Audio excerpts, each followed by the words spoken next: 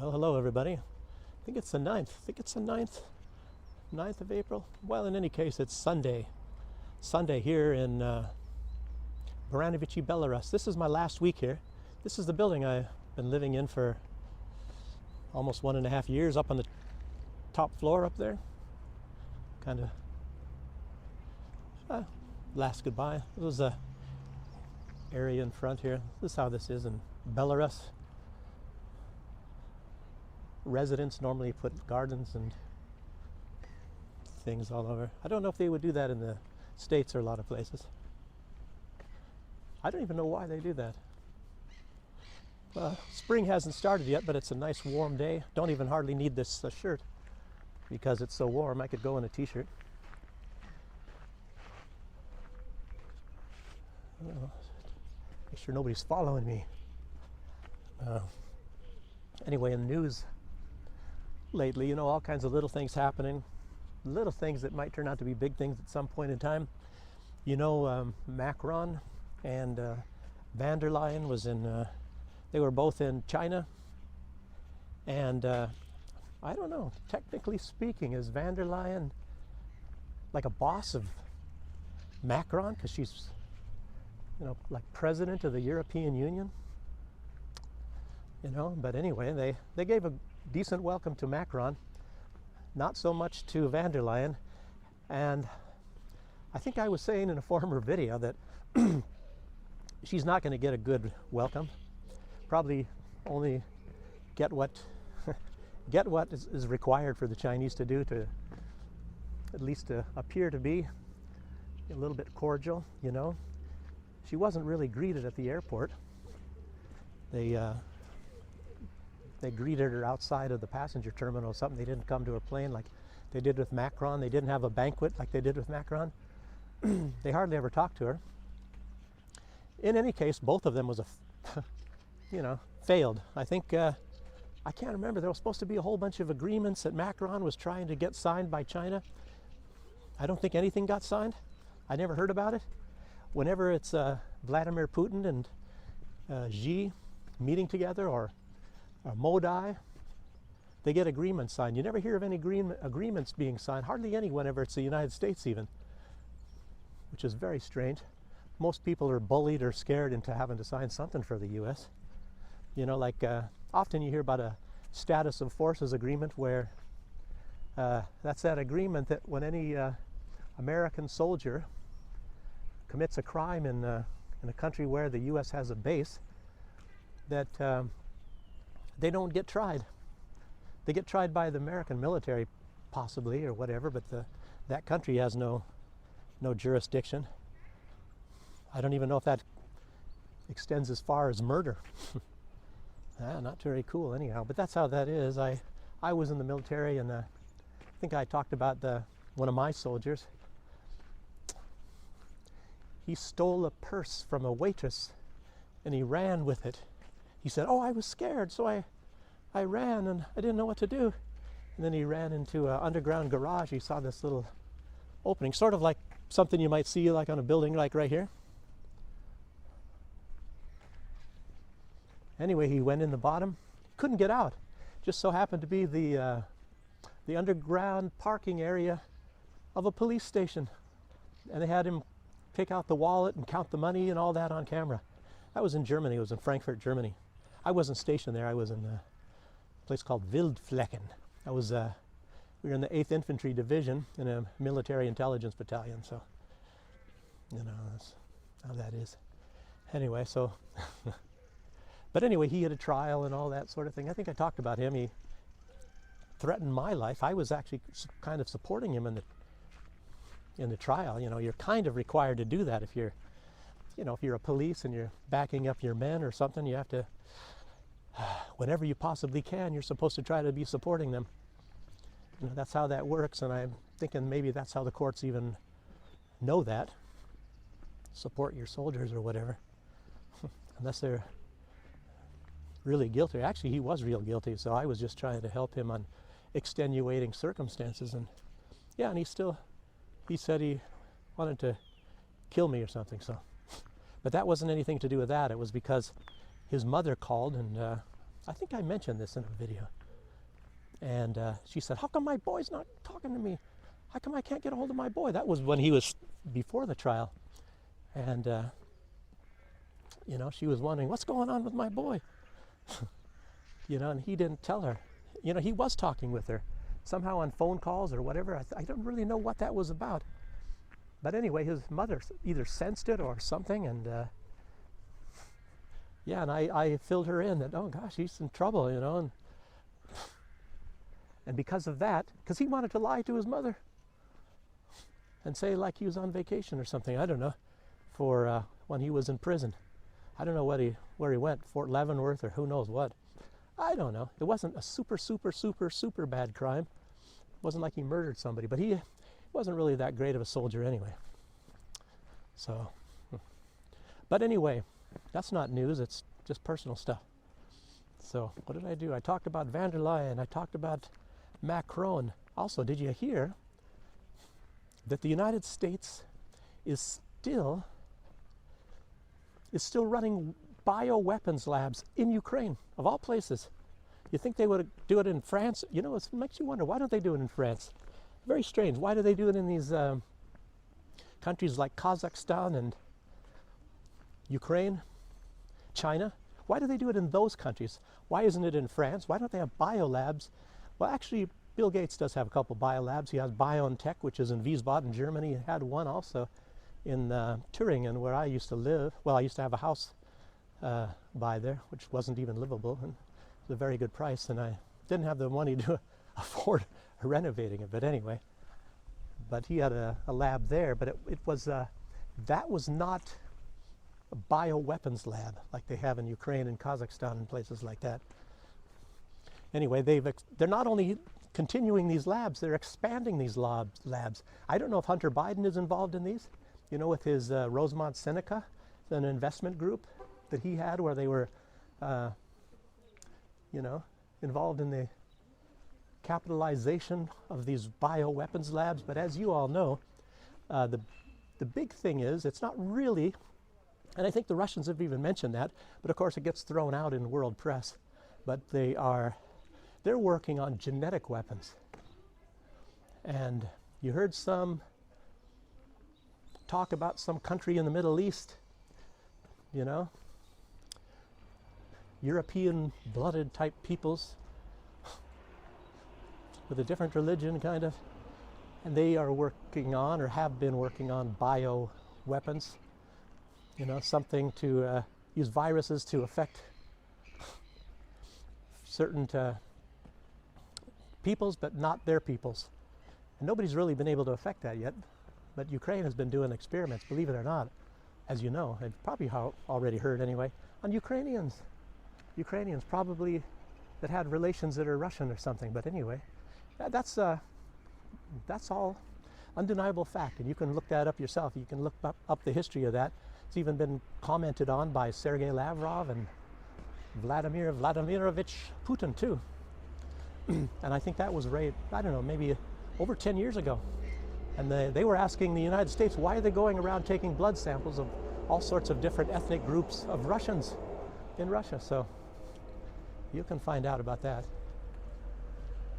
But I've got a different place I'm going today. And I'll shut the camera off. Then I'll talk about another story that has something to do a little bit, well, not just unrelated, to this place that I'm going. I got to cross this road here now. Everybody stops for you when you're in Belarus, as you see. Kind of strange. It's that you get the cars to stop for you everywhere.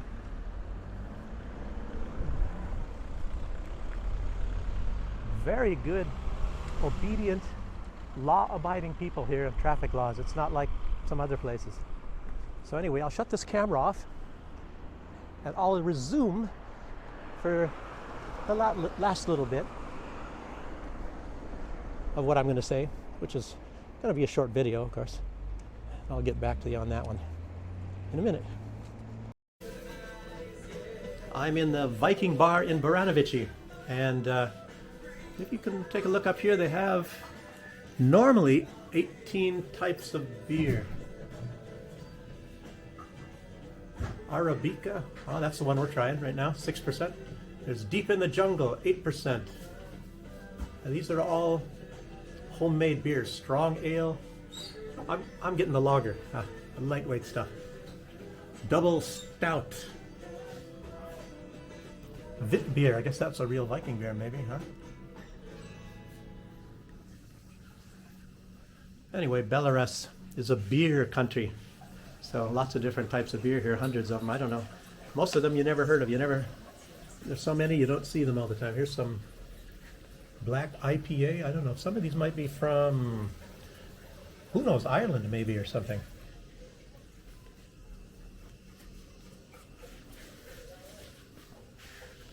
Who knows? Anyway, the reason why I'm here partly is to drink beer. I'm actually just going to have one, really. Here, look at this. This is part of the story that I'm going to be telling today. Again, look at this. Budweiser. Budvar. I don't know. I hope you see that.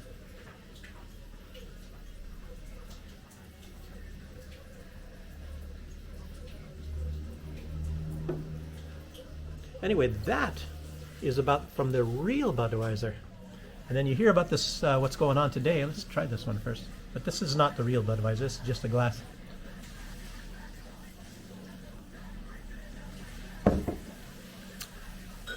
Some carbonation in that one.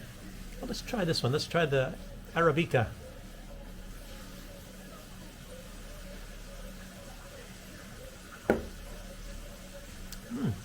Also not bad. Now they know what they're doing here. I mean, at least for my taste. So, anyway, what I was going to be talking about is this. Everybody heard that Anheuser-Busch is now using, I guess, homosexuals to advertise their beer.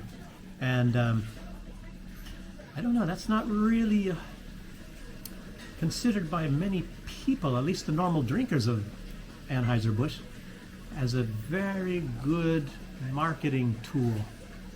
So I guess they don't know their audience so well. So nobody's buying Anheuser-Busch products at all in America. Some people are saying that they used to not be able to get them because they were sold out, and now the shelves are full of them. Nobody's buying all this woke stuff, you know, being pushed on everybody. And it's like, it's like the styles when you go to these shops, and it makes you really wonder. It's not like what you like for clothing or something. It's like I don't really want anything that special. I don't need it really. Just something, partly functional, something that looks halfway decent or whatever. But yet you don't get to decide. There's some higher authority. I don't know if it's not fashion police, the fashion politicians or something that decide what you want to wear. Crazy clothes. There's a lot of sweatpants on women, all plum-colored sweatpants for women. I don't know. All different kinds of things, but they tell you what the styles is. It's not what you get to choose, So it sometimes gets difficult to find the clothes you want to wear. And it's also the same thing, Look at this Bud. Or Anheuser-Busch, I mean, what a flop. I don't know. I might add a little bit more a little bit later on, but right now I'll just concentrate on downing these, at least one of these things, maybe two. I don't know. So I'll be a little bit in a different mood afterwards if I continue making this. So I'll join you in a minute.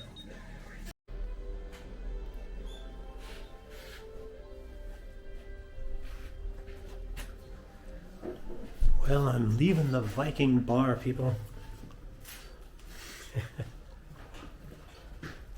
Interesting. What was that? 18 beers? 18 beers I had there? A little bit inebriated. The last thing I had, I was some sort of I don't know, it wasn't a beer, it was some kind of a drink made from honey. It wasn't mead. If you know, mead is a sort of a old Germanic drink, or Vikings sort of a thing. I don't know what that was, but it was too sweet. Not really my sort of thing. But anyway, it's pretty cool. You have, and most of the beer all tastes really good there. Lose my voice. And unfortunately, I couldn't film too much in there. They're playing music, and YouTube. I don't know. It's like they hate music or something. You can't play any music. I don't know. I don't know what to say. What else do I say about that? So, and what else have I heard while we were in there? I don't have my phone, so I didn't get any news, but I'm finding out that there was some huge explosion in Hamburg. And it's very odd because this morning I was watching some footage that somebody put on TikTok. Anyway, I look at TikTok a lot anyway, and it was showing this explosion in Lebanon. I think it was 2020. Terrible. And they said 200 people died. Much more than that. I'll tell you what. You see, it's like a tactical nuclear weapon. And don't even talk about what they say about Belarus. Maybe getting tactical nukes or whatever, because it's, I guess, not that big of a deal. And what the Russians are saying, that the United States has has nuclear weapons in 6 countries in Europe, and this is the first country beyond Russia that Russia has put nuclear weapons in, and they're tactical nukes, which are smaller. And of course, Lukashenko hates nuclear weapons, but he knows that he needs some sort of a deterrent or whatever. He wants a ban on nuclear weapons. He just came out with that a few days ago and said there should be a ban, and everybody should get all the nuclear weapons, stick them in a pile, and burn them all. Look at this van. Look at this thing. It's like a bus. Huge. They have these passenger buses in Belarus that go to Minsk, but they're not this big. Very strange. I wonder what is the make of this thing? Crafter, TDI. Crafter? Tell you what, I'm going to look on the front, see if I can find out who makes this thing. I'm just talking about practical. It's not like it's a Ferrari or something, but it's a Volkswagen. So, anyway, that's just kind of an interesting kind of vehicle. When I was in the Caribbean and growing coffee and things like that, we were looking for some sort of a vehicle, something like the what's that Mike Jones has from Earl Grey? The I don't know. Now I can't even think of the name of it. It's the starts with an H. It has some problems, but it's very practical in a lot of ways. High clearance. You can go on roads with big potholes and who knows what. And the bottom, you won't bottom out, as you know how that is. So, gosh, it's sticking on the tip of my tongue. I can't remember. Yeah, but anyway, kind of inebriated, if you can't tell already. And what other news was I going to talk about here?